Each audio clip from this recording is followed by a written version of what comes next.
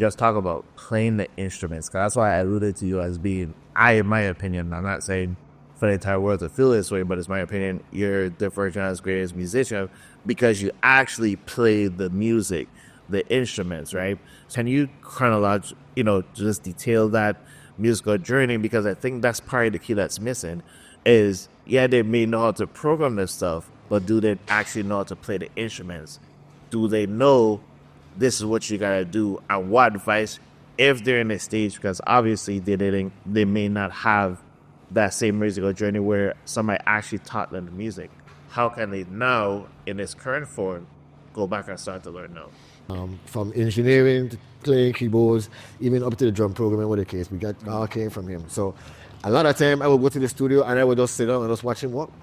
I sit down, and so we got to the point where he understood that I could program with the case. We said, he will call me and I said, okay, well, program something for me. And now we return now, I got he's doing Calypso music.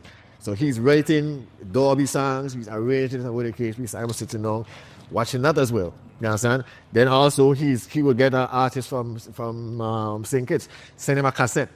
And he has to arrange the music from this cassette. And all the guy do is singing. You understand? So then have to learn that. So once I learned that now with the KSB, right up to now, if Dolby call me or Mighty Part or one of these call me and say, listen, I was singing a melody for you with the KSB, I could go and I could sit down and I could do that. So that's the key element of it. So like I said, my dad was very influential. I'm so grateful for him to just being around, being a chance to be around him, to see what it is that he does it has made me a better person today. I could still do the Calypso, I could still do Soca, I could still do whatever it is that I do just because I pay the time to honor him and be around him. But right now I think we're on the right path. I think Soca music is on the right path.